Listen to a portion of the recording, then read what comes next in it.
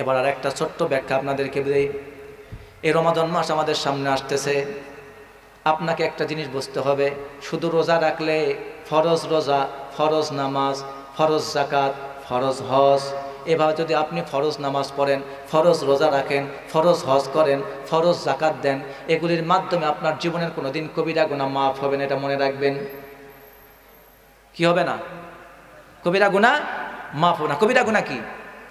কবিরা গুনাহ হলো ওই জিনিস, আল্লাহর সাথে শিরিক করা কবিরা গুনাহ, পিতা মাতার অবাধ্য হওয়া শিরিক কবিরা গুনাহ, অন্যায়ভাবে কাউকে হত্যা করা কবিরা গুনাহ, অন্যায়ভাবে কারোর সম্পদ আপনি আত্মসাৎ করেছেন কবিরা গুনাহ। এখন আপনি রোজা রাখতেছেন, ফরজ নামাজ পড়তেছেন, 5 ওয়াক্ত নামাজ পড়তেছেন, কিন্তু আপনি তওবা করেন নাই। আপনি এখন ফরজ নামাজ পড়তেছেন, ফরজ রোজা রাখতেছেন, মনে রাখবেন ফরজ নামাজ, ফরজ রোজা রাখার কারণে আপনার জীবনের কবিরা গুনাহ একটাও মাফ হবে না। কবিরা গুনাহ মাফ করার জন্য ক্ষতিপূরণ হিসাবে একটা জিনিস শর্ত, সেটি হলো আপনাকে তওবা করতে হবে। কি করতে হবে? রমাদান সামনে আসতেছে, তাহলে এখন আমাদের কি করা দরকার? রোজা রাখার আগেই আল্লাহর কাছে তওবা করে বলেন, আল্লাহ আমার জীবনে এই এই এই এই কবিরা গুনাহগুলি ছিল, আমি তওবা করছি, আর শিরিক করব না, পিতামাতার অবাধ্য হব না, আমি নেশাপান করব না, মানুষের ধন সম্পদ আত্মসাৎ করব না, মানুষকে ধোঁকা দেব না, গীবত শিকায়েত করব না, জেনা ব্যভিচার করব না। আল্লাহ আমাকে মাফ করে দাও, সামনে রমাদান আসতেছে, আমার জীবনের গুনাহগুলিকে আপনি ছড়াইয়া দাও, আল্লাহ মাফ করে দিবেন। বলেন সুবহানাল্লাহ। এই জন্য তওবা হলো গুরুত্বপূর্ণ বিষয়।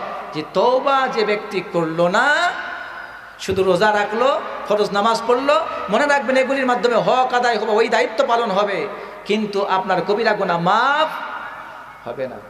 আপনি রোজা রাখবেন, হজ করবেন, যাকাত দিবেন, এইগুলোর বিনিময়ে সগীরা গুনাহগুলি মাফ হয়ে যাবে। এক জমা থেকে আরেক জমা, এক বছর থেকে আরেক বছর, এক হজ থেকে আরেক হজ, এভাবে জীবনের সমস্ত সগীরা গুনাহগুলি মাফ হয়ে যাবে নামাজের মাধ্যমে, নফল রোজার মাধ্যমে, নফল সিয়ামের মাধ্যমে, নফল দান সদকার মাধ্যমে। কিন্তু জেনে রাখবেন আপনার জীবনে যত কবিরা গুনাহ আছে, এই কবিরা গুনাহ মাফ করে নেওয়ার জন্য প্রথম কাজ হলো আপনার তওবা করে আল্লাহর কাছে ফিরে আসতে হবে। বলতে হবে, আল্লাহ তওবা করলাম, আমি আর কোনোদিন কবিরা গুনাহ করব না, পিতামাতা আর অবাধ্য হব না। চিৎকার দিয়ে বলেন সুবহানাল্লাহ। আল্লাহর নবী বলেছেন, সালাসাতুন ক্বাদ হারামাল্লাহু আলাইহিমুল জান্নাহ, 3 শ্রেণীর লোকের জন্য রব্বুল আলামিন জান্নাতকে হারাম করে দিয়েছেন। কয় শ্রেণীর? 3 শ্রেণীর লোকের জন্য রব্বুল আলামিন জান্নাতকে হারাম করে দিয়েছেন। 1 নম্বর হলো মুদমিনুল খামার, যারা মদ পান করে, ওয়ালা আকুলি ওয়ালিদাই, পিতামাতার অবাধ্য হয়, ওয়াদাইসুল্লাযী ইউকিররু ফি আহলিহিল খাবাস, ওই অভিভাবক, ওই পিতামাতা, যেই পিতামাতা অভিভাবক তার সন্তানদের ছেলে মেয়েদেরকে অবাধে চলাফেরার সুযোগ করে দেয়, পর্দা পুশিদা শিক্ষা দেয় না, তার সন্তান যাত্রা প্যান্ডেলে যায় না, নিষেধ করে না, তার সন্তান নাচ গান দেখে, সিনেমা দেখে, নিষেধ করে না, তার সন্তান কোরআন হাদিস পড়ে না, তার সন্তান নামাজ কালাম পড়ে না, তার সন্তান কোরআন তেলাওয়াত করে না, তার সন্তান মদের আড্ডায় আসর জমায়, তার সন্তান মেয়ে দিয়ে আড্ডা দেয়, তার সন্তান যা ইচ্ছা তাই করে, কোনোদিন সন্তানকে শাসন করে না, শাসন শুধু করে একটা কাজের জন্য, তা হলো এই পরীক্ষার রেজাল্ট ভালো করা লাগবে। এই সন্তান যখন পড়ালেখা করে পাশ হয়ে গেল, পাশ হয়ে যাওয়ার পর বড় চাকরি পেল, অনেক টাকা পয়সার মালিক হয়ে গেল, এবার বিয়ে করে সুন্দর একটা ফুটফুটে বউ বাড়িতে আনলো, সামান্য একটু খটকা হয়ে গেল শ্বশুর আর বউয়ের মধ্যে, শাশুড়ি আর বউয়ের মধ্যে খটকা হয়ে গেল। এবার ওই সন্তান বউয়ের কথা শুনে নিজের মা বাপকে মারে পিটে বৃদ্ধাশ্রমে রেখে আসে না নাই? মায়ের গায়ে হাত তোলে, বাবার গায়ে হাত তোলে, চেয়ারম্যানের কাছে বিচার নিয়ে আসে। এখানে ভাই, তোমার চেয়ারম্যান আছে নাকি? আছে কি? নাই। আপনি আছেন? ও কাউন্সিলর, এই যে কাউন্সিলর ভাই আছেন, আমার মনে হয় তিনি এসবের বাস্তবতার সম্মুখীন হয়েছেন। অনেক সন্তানকে মা বাপ নালিশ করে তার কাছে আসে, এসে বলে, চেয়ারম্যান সাহেব, কাউন্সিলর সাহেব, আমার সন্তান আমার গায়ে হাত তুলেছে, আমি তার বিচার চাই। আছে না নাই?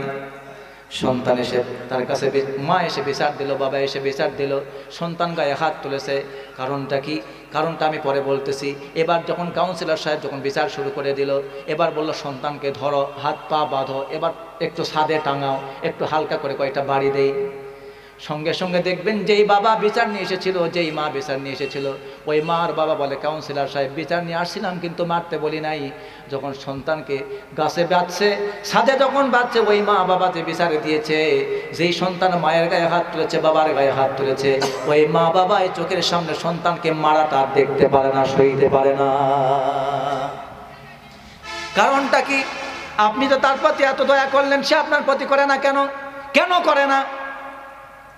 কেন? তার একটা কারণ হলো আপনার সন্তানকে আপনি যেই সময় শিক্ষা দেওয়ার কথা ছিল সেই সময় শিক্ষাটা আপনি সঠিকভাবে দিতে পারেন নাই। মুরু আওলাদাকুম বিসসালাত ওয়া হুম আবনাউ সাবঈ সিনিন ওয়া আদরিবুহুম আলাইহা ওয়া হুম আবনাউ 10 সিনিন। নবীজি বলেছেন, তোমার সন্তানের বয়স যখন 7 বছর হবে নামাজের জন্য অর্ডার করো, তোমার সন্তানের বয়স যখন 10 বছর হবে নামাজের জন্য পিটাও। শাসন করতে বলেছেন নবীজি, মৃদাঘাত করবেন, শাসনের জন্য যতটুকু খুব কিঞ্চিত পরিমাণ করবেন। নামাজ না পড়লে পিটিয়ে শাসন করো। 10 বছর হলে পরে মা বাপ যেই বিছানায় থাকে সন্তানকে সেই বিছানায় রাখা যাবে না। সন্তানের বয়স যখন 10 হয়ে গেছে এবার বিছানাটা আলাদা করে দাও। শিক্ষা দিচ্ছেন আল্লাহর নবী মুহাম্মদ সাল্লাল্লাহু আলাইহি ওয়াসাল্লাম। কত বছর বয়স থেকে নামাজের কথা বলতে বললেন? কত বছরে পিটাতে বললেন? আর কত বছরে বিছানা আলাদা করতে বলছেন? 10 বছরে। এবার বাবার গায়ে হাত তুলেছে কেন? সন্তানকে ছোট্ট বেলায় কোরআনের টিকাটা দেওয়ার দরকার ছিল। সন্তানকে ছোট্ট বেলায় কালেমার টিকা দেওয়ার কথা ছিল। সন্তানকে ছোট্ট বেলায় ফরজ ওয়াজিব হালাল হারাম এগুলির শিক্ষা দেওয়ার দরকার ছিল। ইসলাম সম্পর্কে পরিচয় দেওয়ার কথা ছিল। সব শিক্ষাই করবে, কিন্তু ইসলামের শিক্ষাটা তার ভিতরে আগে দেওয়ার দরকার ছিল। সন্তান যেহেতু দ্বীনের শিক্ষা পায় নাই, ইসলামের শিক্ষা পায় নাই, শুধুমাত্র দুনিয়ার শিক্ষা পেয়েছে। দুনিয়ার শিক্ষা পাওয়ার কারণে এই দুনিয়াতে হলো লোভ লালসার জায়গা, এই দুনিয়াতে হলো স্বার্থপরতার জায়গা। সন্তান যখন বড় হয়ে গেল এবার সন্তান স্বার্থপরতার কারণে সন্তান তার নিজের লোভ লালসার শিকার হয়ে, তার কুপ্রবৃত্তির শিকার হয়ে, বইয়ের ভালোবাসায় অন্ধ হয়ে গিয়ে মায়ের গায়ে হাত তুলেছে, বাবার গায়ে হাত তুলেছে। কারণ বাবা মা তাকে এই ছোট্ট শিক্ষাটা, দিনের শিক্ষাটা তারা দেয় নাই যে বাবা কোনোদিন মা বাবার গায়ে হাত তোলা যাবে না। আল্লাহ তার কোরআনে মা বাবার গায়ে হাত তোলা নিষেধ করে দিয়েছেন। হাত তোলা তো পরের কথা, মাথা ঝাঁকুনি দিয়ে মা বাবার সামনে কথা বলতে আল্লাহ পাক হারাম করে দিয়েছে। বাবাও নামাজে যায় নাই ছোটবেলায়, বাবা কোনোদিন নামাজে যায় নাই, সন্তানও বাবার সাথে কোনোদিন নামাজে যায় নাই। বাবা তো যায় সপ্তাহে একদিন, তো সবার পরে আবার বের হয় সবার আগে। বাবা গিয়েছে ঈদের মাঠে, বছরে একদিন রমজানে রোজা রাখে নাই। বাবা সন্তানের সামনে সিগারেট খেত, বাবা সন্তানের সামনে মায়ের সাথে ঝগড়া বিবাদ করত, বাবা সন্তানের সামনে অশ্লীল ফাহিশা কথা সন্তানের সামনেই বলে গালি দিয়ে বসতো, বাবা সন্তানের সামনে মদ পান করত, অন্যায় কাজ করত। সন্তান দেখে দেখে ওই অভ্যাসগুলি সন্তানের ভেতরেও জেগে বসেছে, যার কারণে সন্তানের দিলের মধ্যে মায়া নাই, দয়া নাই। ওই সন্তান দিনের শিক্ষা না পাওয়ার কারণে, দুনিয়ার শিক্ষায় স্বার্থপর হয়ে যাওয়ার কারণে, দুনিয়া রক্ষা করার জন্য, বউকে বাঁচানোর জন্য, বউকে টিকানোর জন্য বইয়ের সামান্য সৌন্দর্যে পাগল হয়ে গিয়ে মায়ের গায়ে হাত তুলেছে, বাবার গায়ে হাত তুলেছে। এই দায়ী সন্তান নয়, এই দায়ীর প্রথম দায়ী হলো মা বাবা।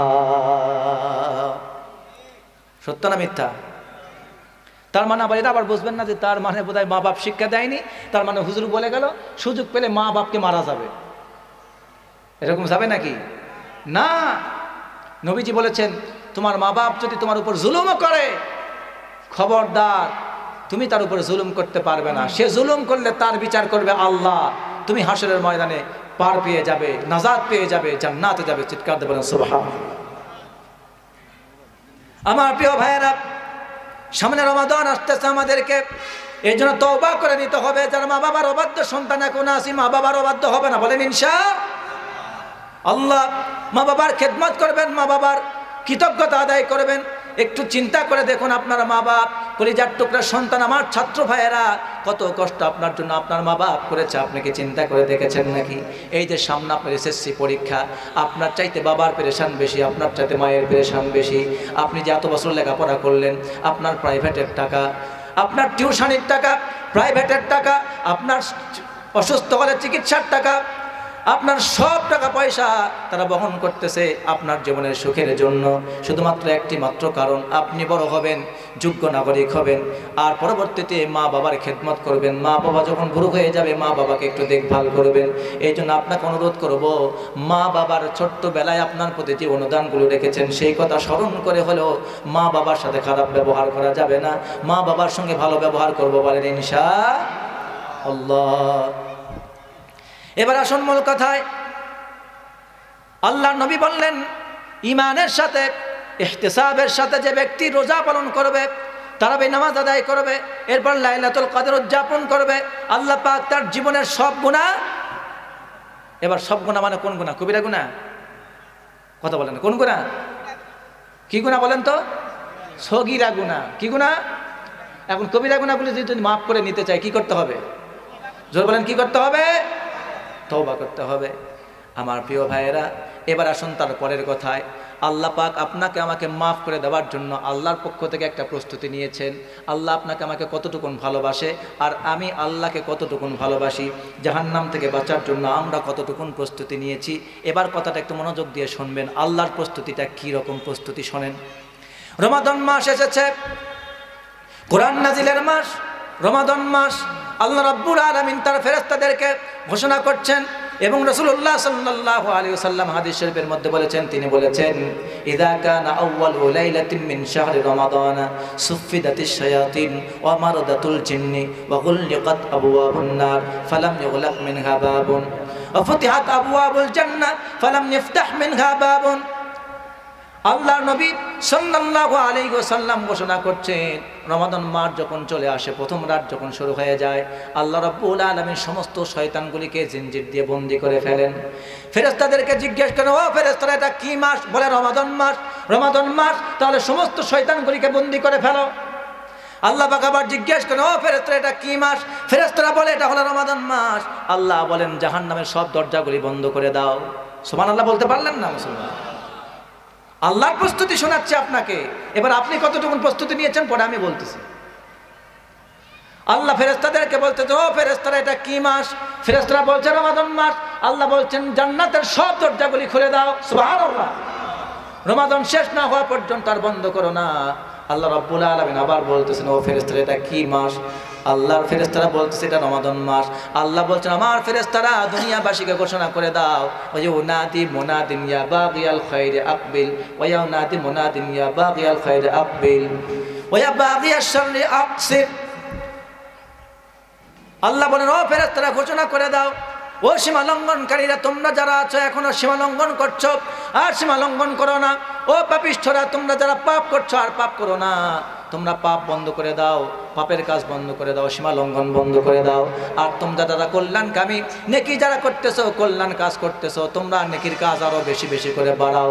কারণ ওয়ালিল্লাহি উতাকাউ মিনান নার যালিকা কুল্লা লাইলা।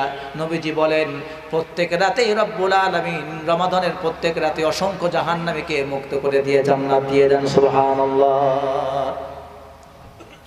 এবার একটু মনোযোগ দেন, রমাদান মাসের সম্মানে, রমাদান মাসের সম্মান কেন? কোরআন নাজিল হয়েছে রমাদানে, আর রমাদানের সম্মানে, কোরআনের সম্মানে রব্বুল আলামিন আপনার আমার জন্য শয়তানকে বন্দী করে ফেললেন, আপনার আমার জন্য জাহান্নামের দরজাগুলি বন্ধ করে ফেললেন, আপনার আমার জন্য জান্নাতের দরজাগুলি উন্মুক্ত করে দিলেন। আপনার আমার জন্য ফেরেশতাদেরকে ঘোষণা দেওয়াচ্ছেন, বলছেন, ও ফেরেশতারা ঘোষণা দাও, যারা কল্যাণ আর যারা অন্যায় করতেছো তোমাদের অন্যায়কে বন্ধ করে দাও। কারণ তোমরা অন্যায় বন্ধ করে দিলে আর নেকির কাজ করলে রব্বুল আলামিন তোমাদেরকে জাহান্নাম থেকে মুক্ত করে জান্নাত দান করে দিবেন। সুবহানাল্লাহ। কিন্তু বড় আফসোস, বড় দুঃখের বিষয়, একটুখানি লক্ষ্য করুন, রব্বুল আলামিন বললেন তিনি শয়তানকে বন্দী করে ফেলেন। শয়তান তো এখন আর রমাদান মাসে থাকে না, তবু আপনি দেখতে পাবেন অনেক মুসলমান আছে রোজা থাকে না, হোটেলে যায়, এরপর পর্দা দিয়ে হোটেলের মধ্যে খাবার খায়। এলা মানুষ না শয়তান? কথা বলেন না কেন? আল্লাহ শয়তানকে বন্ধ করে দিলেন। তো হোটেলে যারা যায় দিনের বেলা খায়, এরা কি আসলে মানুষ না শয়তান? আল্লাহ বলেছেন শয়তান হলো দুই প্রকার। যারা বলেন কয় প্রকার? শয়তান হলো দুই প্রকার। ওয়াকাযালিকা জাআলনা লিকুল্লি নাবিয়্যিন আদুওয়ান শায়াতিনাল জিন্নি ওয়াল ইনস। নবী আল্লাহ রাব্বুল আলামিন কোরআনে কারিমে বলেন শয়তান হলো দুই প্রকার। আমি প্রত্যেক নবীর জন্য জিন শয়তান এবং মানব শয়তানকে তাদের শত্রু বানিয়ে দিয়েছি। জিন শয়তান এবং মানব শয়তান, জিন শয়তানকে রাব্বুল আলামিন বন্দী করে ফেলেছেন, তাদের হাতে হাত পরাইয়েছেন, ডান্ডা বিড়ি পরাই দিয়েছেন। কিন্তু মানুষ নামের শয়তান যারা আছে, রমজান মাসে রোজা রাখে না, বিড়ি টানায়, সিগারেট খায়, দিনের বেলায় হোটেলে গিয়ে খাবার খায়, এরা হলো জিন শয়তান নয়, এরা হলো মানব শয়তান। জোরে কোন ঠিক কিনা? আর মানব শয়তান যখন খারাপ হয়ে যায়, এরা জিন শয়তানের চাইতেও বড় ভয়ঙ্কর হয়ে যায়। কথা বুঝেছেন? কেন জিন শয়তানের চাইতে মানব শয়তান বড় ভয়ঙ্কর? এবার চিন্তা করে দেখুন তো। এবার প্রশ্ন করছে, একটা উত্তর দিবেন। বলুন তো আমার প্রিয় ভাইয়েরা, বলুন তো, নবী ইব্রাহিম আলাইহিস সালামকে যখন নমরুদ আগুনের মধ্যে ফেলেছিল, তখন জিন শয়তান আগুনে ফেলেছিল না মানব শয়তান ফেলেছিল? কথা বলে না, কোন শয়তান ফেলেছিল? মুসা আলাইহিস সালামকে দ্বীনের দাওয়াত দেওয়ার অপরাধে মুসা আলাইহিস সালামকে মিশর থেকে বের করে দিয়েছিলেন। ওটা জিন শয়তান না মানব শয়তান? জোরে বলেন, জিন শয়তান না মানব শয়তান? আল্লাহর নবী মুহাম্মদুর রাসূলুল্লাহ পড়েন সাল্লাল্লাহু আলাইহি ওয়াসাল্লাম, তিনি যখন মক্কায় কালেমার দাওয়াত দিলেন, কালেমার দাওয়াত দেওয়ার অপরাধে মক্কা থেকে বহিষ্কার করলো, জেলখানায় বন্দী করলো, আবার তাকে হত্যা করার ষড়যন্ত্র করলো, দেশ থেকে হিজরত করে চলে গেলেন নবীজি মদিনায়। বলুন তো কোন শয়তানের অত্যাচারে? মানব শয়তান না জিন শয়তানের অত্যাচারে? কথা বলবে, কোন শয়তানের অত্যাচারে? মানব শয়তানের অত্যাচারে। এবার বলুন তো, যেই মানব শয়তানটা নবী ইব্রাহিমের উপর অত্যাচার করেছিল তার নাম কি? দেখছেন আপনারা যে কি পড়েন, এটা কেউ বলতে পারলো না। মুসলমান সন্তান ইব্রাহিমকে আগুনের মধ্যে ফেলেছিল, ওই শয়তানের নাম কি? কথা বলতে পারছো? সেই শয়তানের নাম কি? মুসা আলাইহিস সালামকে মিশর থেকে বের করে দিলেন, সেই শয়তানের নাম কি? আল্লাহর নবী মুহাম্মদ সাল্লাল্লাহু আলাইহি ওয়াসাল্লামকে মক্কায় থাকতে দিলেন না, বন্দী করলেন, হত্যা করা ষড়যন্ত্র করলেন, হিজরত করে চলে গেলেন যেই শয়তানের অত্যাচারে। বলুন তো সেই শয়তানটার নাম কি? তাহলে শয়তান যখন মানুষ হয়, এই শয়তান এতটাই ভয়ঙ্কর হয়ে ওঠে, আল্লাহর নিজেও ইবাদত করে না, অন্য কেউ করতে দিতে চায় না। আল্লাহর দ্বীনের যারা কাজ করে, দ্বীন প্রতিষ্ঠার কাজ করে, দ্বীন কায়েমের কাজ করে, কোরআনের সমাজ ব্যবস্থার কাজ করে, এই রকম নমরুদের মতো, ফেরাউনের মতো, আবু জেহেলের মতো মানব শয়তানরা আলেমদের উপরে, মুসলমানদের উপরে তারা অত্যাচার করার মতো এমন মানব শয়তান দুনিয়ায় আছে না নাই? কাশ্মীরে মুসলমানদের উপর অত্যাচার করছে, মায়ানমারে মুসলমানদের উপর অত্যাচার করছে, ফিলিস্তিনে মুসলমানদের কাছ থেকে বাইতুল মুকাদ্দাসকে ছিনিয়ে নেওয়ার ষড়যন্ত্র করছে। জিন শয়তান না মানব শয়তান?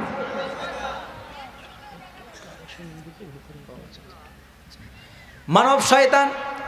এই জন্য আপনাকে আমাকে সচেতন হয়ে যেতে হবে, আপনি আমি নিজেই যেন মানব শয়তান না হয়ে যায়।